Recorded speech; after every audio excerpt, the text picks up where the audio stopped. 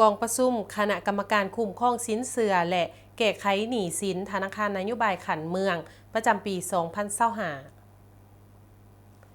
วันที่ 13 พฤศจิกายน 2025 ธนาคารนโยบายขันเมืองได้จัดกองประชุมคณะกรรมการคุ้มครองสินเชื่อและแก้ไขหนี้สินเพื่อสรุปผลการเคลื่อนไหวเวียกงานด้านสินเชื่อประจำปี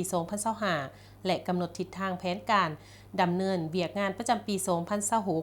กองประชุมได้เป็นเกียรติเข้าร่วมเป็นประธานของทานสุริยันทองสวรรค์คณะประจำภาคเมืองห้องประธานปกครองเมืองผู้ชี้นำเวียกงานเศรษฐกิจเมืองจำปาสักและมีทานทิพกรศูนย์ดาราหัวหน้าสาขาธนาคารนโยบายสาขาจำปาสักทานเพชรสมัยสุวิไสหัวหน้าแขนงสินเชื่อมีคณะกรรมการจากกลุ่มบ้านของการที่เกี่ยวข้องของเมืองและคณะกรรมการผู้บริหารสาขา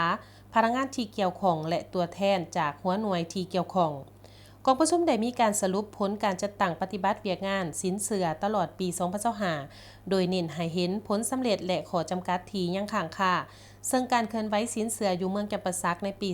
2025 ได้รับการอนุมัติแผนสินเชื่อจำนวน 4 ตื่อกว่ากีบทุนระยะสั้น 2 ตื่อกว่ากีบระยะกลาง 1 ตื่อกว่ากีบระยะยาว 1 ตื่อกว่ากีบยึดสินเชื่อถ่ายปี 2024 7 ตื่อกว่ากีบยึดสินเชื่อ10 เดือนต้นปี 2025 4 ตื่อกว่ากีบเก็บคืน10 เดือนต้นปี 2025 1 ตื่อกว่ากีบยึดสินเชื่อถ่ายเดือน10 ปี 2025 9 ตื่อกว่ากีบในนี้เป็นยอดสินเชื่อระยะสั้น 2 ตื่อกว่ากีบเท่ากับ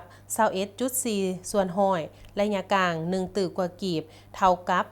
16.7 ส่วนห้อยระยะยาว 6 ตื่อกว่ากีบเท่ากับ 66.6 ส่วนห้อย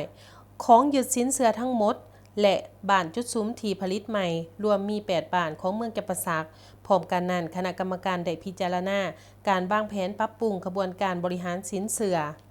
มาตรการป้องกันความเสี่ยงและการดำเนินการแก้ไขหนี้สินให้มีประสิทธิภาพหลายขึ้นในปี